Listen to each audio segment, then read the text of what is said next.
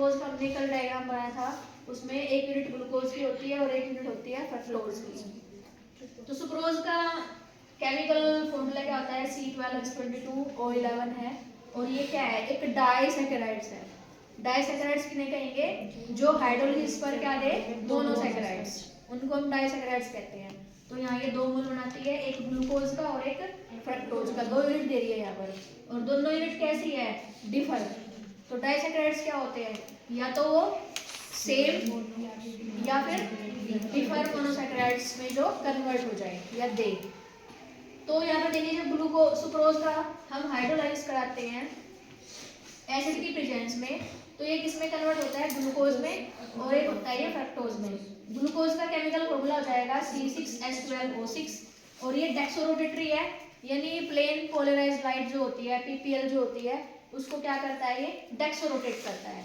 और ये क्या है, फ्रक्टोज लिवोरोटेटरी है, इसका भी केमिकल फॉर्मूला क्या होता है, C6H12O6 है। बट जब हम इसकी स्ट्रक्चर बनाते हैं, इसमें तो होता है एल्डिहाइडिक ग्रुप, किसमें, ग्लूकोज में, और फ्रक्टोज में होता है कीटोन ग्रुप। बात समझ में आई? यानी मॉलिक्यूलर फॉर्मूला सेम रहेगा, बट स्ट्रक्चर इनकी क्या रहेगी, डिफर रहेगी। ये कितने डिग्री घुमाएगा प्लेन पोलराइज्ड लाइट को, -92 डिग्री। ये कितने डिग्री घुमाता है, +52.5 डिग्री। दोनों में अगर आप डिफरेंस निकालोगे तो माइनस करके देखो कितना आएगा, -39.9 डिग्री, इतना डिफरेंस आएगा। यानी माइनस का मतलब क्या होगा, लिवोरोटेटरी। अब देखो सुक्रोज क्या है हमारा, डेक्सोरोटेटरी।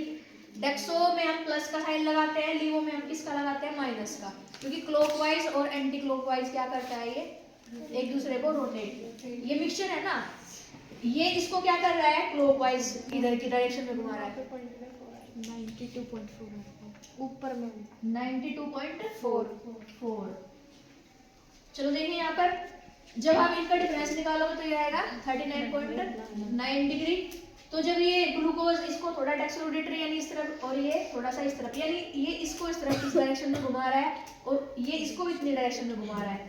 बट ये देखो 52.5 डिग्री, और ये कितना, -92.4 डिग्री। तो जब इनका डिफरेंस निकालेंगे तो ये कहाँ पर आकर रुकता है, -39.9 डिग्री पर, यानी लिवोरोटेटरी। और ये क्या है हमारा, डेक्सोरोटेटरी। इसलिए इसको हम क्या कहते हैं, इन्वर्ट शुगर कहते हैं। इसको सुक्रोज को क्या बोलते हैं, इन्वर्ट शुगर।